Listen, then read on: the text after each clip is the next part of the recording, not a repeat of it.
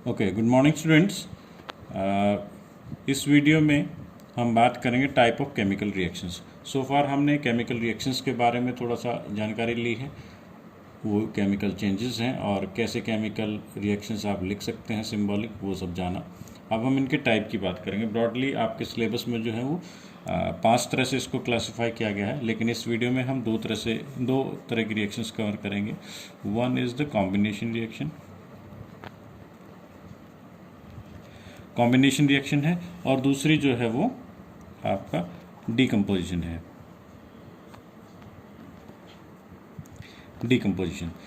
तो 5 तरह की रिएक्शन बेसिकली आज हम 2 तरह की इसमें से डिस्कस करने वाले हैं। Pretty simple. कॉम्बिनेशन, कॉम्बिनेशन का मतलब क्या होता है? कंबाइन होना। एक कंबाइन शब्द से आया है, तो जुड़ना।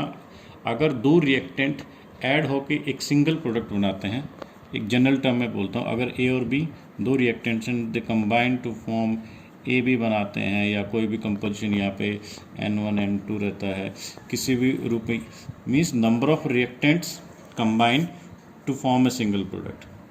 This kind of reactions will be called combination reaction. Combine हो रहे हैं रिएक्टेंट, जुड़ रहे हैं आपस में, तो इस तरह से ये रिएक्शन बन गया। उसके बाद वी हैव डीकम्पोजिशन रिएक्शन। ये इसका बिल्कुल उल्टा है। डिकम्पोज होना, टू ब्रेक डाउन, टूट जाना। अगर एक रिएक्टेंट है, सपोज इसी ऊपर वाले से ही हम एग्जांपल से समझते हैं। Suppose there is a reactant A B and it decomposes into A and B. ये ए बी जो है ए और बी में टूट जाता है, then it will be called a decomposition reaction. तो बेसिक आइडिया वही है। बहुत सारे आपके उसमें एग्जाम्पल हैं आपके बुक में, आप उनको एग्जाम्पल्स को देख सकते हो। हम वन बाय वन कुछ डिस्कस करने की कोशिश करेंगे। अगर हम बात करें, let's take a simple example of H2 plus O2 giving H2O। ये बैलेंस नहीं है, लेकिन हाइड्रोजन और ऑक्सीजन गैसेस मिलके केमिकल, लेकिन ये ऐसे नहीं होता। ये electric arc reactions conditions different होती हैं। ऐसे नहीं कि नॉर्मली हाइड्रोजन और ऑक्सीजन कंबाइन हो जाते हैं, लेकिन अगर सुटेबल कंडीशंस हों तो hydrogen and oxygen can combine to form water. ठीक है, so this is an example. Likewise C plus O2 giving CO2। These are the simple reactions जिनके बारे में आपको पता भी है। तो carbon can burn in the presence of oxygen और CO2 बना सकता है। लाइकवाइज अगर हम इसका उल्टा देखें, H2O और ये H2 प्लस O2 में टूट जाता है, तो इस तरह की रिएक्शंस को हम बोलेंगे डिकम्पोजिशन। यानी वाटर जो है वो डिकम्पोज हो रहा है हाइड्रोजन और ऑक्सीजन में। यहाँ पर हाइड्रोजन और ऑक्सीजन कंबाइन हो रही हैं to form water. This is a basic difference. लेकिन ये इतना सिंपल नहीं होता। डिकम्पोजिशन में आगे प्रकार हैं कि ये आपका इलेक्ट्रोलिसिस, इलेक्ट्रिसिटी की यहाँ पर ज़रूरत पड़ती है आपको।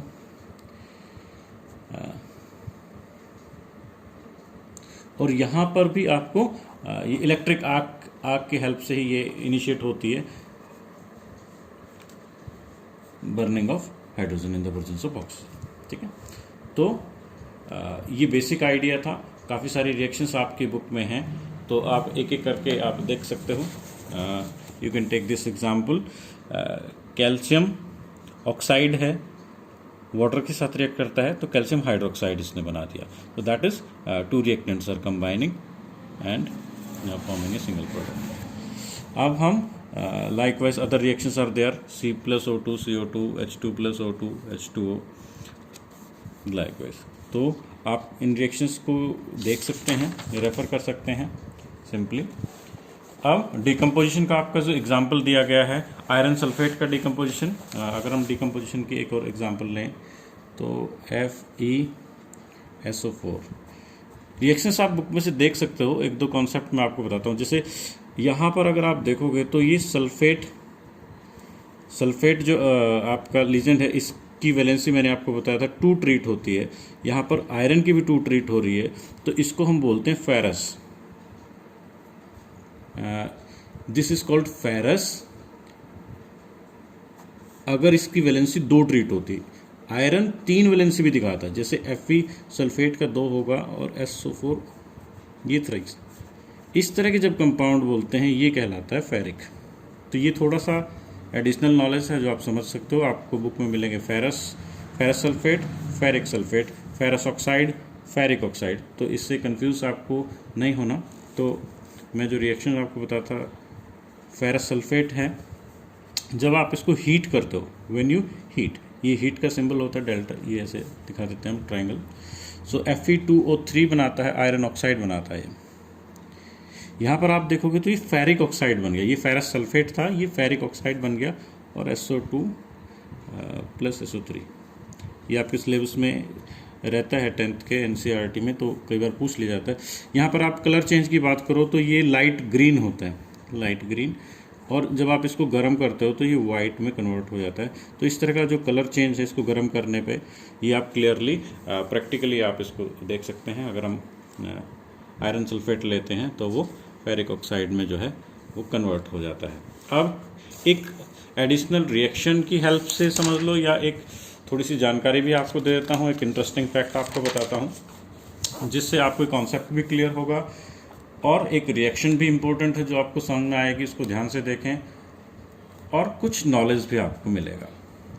हम बात करते हैं एक रिएक्शन की, let's take CaO plus H2O, this will give us calcium hydroxide. ये किस तरह की रिएक्शन है? This is clearly a combination reaction है, कॉम्बिनेशन हो रहा है, दो रिएक्टेंट्स हैं मिलके एक प्रोडक्ट बन रहा है, एक तरह कॉम्बिनेशन। मैं आपको इसका इंपॉर्टेंस बताता हूँ कि ये रिएक्शन इंपॉर्टेंट क्यों है। इसको हम बोलते हैं lime, quick lime. Quick lime, quick lime क्या है? घरों में हम जो वाइट वॉश करते हैं, आजकल तो हम HD पेंट वगैरह इस्तेमाल करते हैं जनरली, पहले ज़्यादा इस्तेमाल होता था, सफ़ेदी किया करते थे घरों में। तो जो सफ़ेदी होती है या वाइट वॉश होता है घरों में, काफ़ी इकोनॉमिक होता है, सस्ता पड़ता है, बहुत चीप होता है। तो chemical oxide, sorry calcium oxide जो क्विक लाइम है, इसको बिना बुझा हुआ चूना भी बोलते हैं हिंदी में। जब आप इसमें पानी मिलाते हो तो इससे स्लैग्ड लाइम बनता है। This calcium hydroxide is slagged lime, slagged lime. तो जब हम सफ़ेदी करते हैं तो हम एक चूने का वो लेके आते हैं, पाउडर लेके आते हैं विच इज़ कैल्शियम ऑक्साइड, पानी में मिलाते हैं तो वो स्लैग्ड लाइम बन जाता है, कैल्शियम हाइड्रोक्साइड बन जाता है। अब इस कैल्शियम हाइड्रोक्साइड को हम ब्रश की हेल्प से वॉल पे पेंट कर देते हैं, जैसे हम दीवार पे पेंट करते हैं।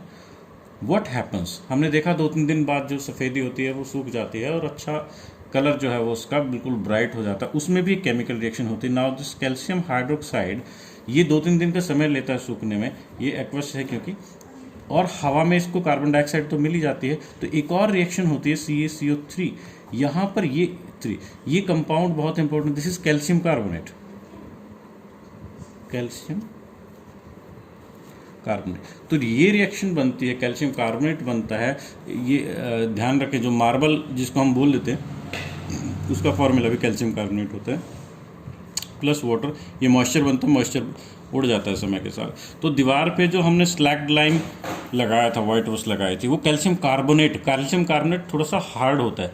तो अब वो दीवार पे सूख के काफ़ी हार्ड एक लेयरिंग बन जाती है, ब्राइट लेयरिंग बन जाती है। तो ये आपने देखा कैसे एक कॉम्बिनेशन रिएक्शन हुई, और इसको हमने यूज़ किया केमिकल रिएक्शंस को घर में वाइट वॉश के लिए, और घर वॉल पे जो है वो चमकदार सफ़ेदी हो गई। अब मैं आपको थोड़ा सा एक और चीज़ बता देता हूँ। थोड़े समय के बाद क्या होता है कि जो कैल्शियम कार्बोनेट है ये कभी कभार डिकम्पोज भी हो सकता है। मैं आपको एक और एग्जांपल बताता हूँ। अगर ये कैल्शियम कार्बोनेट पे आप ध्यान देंगे तो ये टाइम के साथ ही डिकम्पोज हो जाता है into calcium oxide plus CO2। ये कब हीट से हो सकता है या टाइम के साथ जनरली हो जाए। तो हम क्या करें, जो वाइट वॉश हमने किया, जो कैल्शियम कार्बोनेट या मार्बल जो बना था, वो टाइम के साथ कैल्शियम ऑक्साइड में कन्वर्ट हो जाएगा। कैल्शियम ऑक्साइड क्या था? अगेन हमारा क्विक लाइम था। तो एक क्विक लाइम में वापस से कन्वर्ट हो जाता है और CO2 हवा में रिलीज हो जाती है। क्विक लाइम का मतलब ये वो प्रोडक्ट था जो बिल्कुल शुरू में हमने बिना बुझा हुआ चूना लिया था, यानी कि वो जो सफ़ेदी है वो दीवार से फिर उतरने लग जाती है। तो हमने इंटरेस्टिंग कैसा देखा कि जो हर एक सिंपल वाइट वॉश के पीछे भी कितनी सारी केमिकल रिएक्शंस हैं, और दोनों तरह की, एक तरफ आपका कॉम्बिनेशन हो रहा है कैल्शियम ऑक्साइड का और दूसरी तरफ आपका इसका डिकम्पोजिशन हो रहा है। तो इस तरह की रिएक्शंस आप देखेंगे, दोनों में अंतर बेसिक एक ही है, या तो दो चीज़ें मिलके एक बनाएंगी, कॉम्बिनेशन कहलाएगा, या एक चीज़ दो में टूट जाएगी तो वो तो उसका डिकम्पोजिशन कहलाएगा। तो डिकम्पोजिशन के भी थोड़े से टाइप होते हैं। अगर वो एक चीज़ को हम हीट करते हैं, ए बी को हमने हीट किया और फिर वो टूटा इनटू ए एंड बी, तो इसको हम बोलते हैं thermal decomposition. Thermal means heat. अगर कोई चीज़ इलेक्ट्रिसिटी की मदद से होती है तो उसको इलेक्ट्रोलिसिस बोल देते हैं। इलेक्ट्रिसिटी की मदद से भी कोई चीज़ टूटती है, और कोई कोई चीज़ जैसे सनलाइट की प्रेजेंस में भी टूट जाती है। तो सनलाइट का काफ़ी इंपॉर्टेंट एग्जांपल मैं आपको बताता हूँ। AgBr सिल्वर ब्रोमाइड होता है कंपाउंड। जब आप इसको सनलाइट को जनरली हम HNO से दिखा देते हैं, तो it decomposes into Ag+Br। Bromine gas होती है, तो ये Br2 की फॉर्म में एग्जिस्ट करती है, और इसको अगर आप बैलेंस करोगे तो ये 2 हो जाएगा, ये 2 हो जाएगा। तो सिल्वर ब्रोमाइड जो है वो सिल्वर की लेयरिंग में और ब्रोमीन में टूट जाती है। फोटोग्राफी में जो ब्लैक एंड वाइट फोटोग्राफी होती है, आजकल तो डिजिटल कैमरा है, तो हम फोटोग्राफी जो फोटोग्राफ को डेवलप करने के प्रोसेस के बारे में इतना इस्तेमाल हमारी डेली लाइफ में नहीं होता, लेकिन हम फ़ोटो जो डेवलप करते थे पहले, वो डिजिटल कैमरा से पहले जो हम ऑप्टिकल कैमराज यूज़ करते थे, उनमें इस तरह की केमिकल रिएक्शंस इस्तेमाल होते थे। ठीक है, सो go through the entire these two things, and if you face any problem, let me know. Thank you.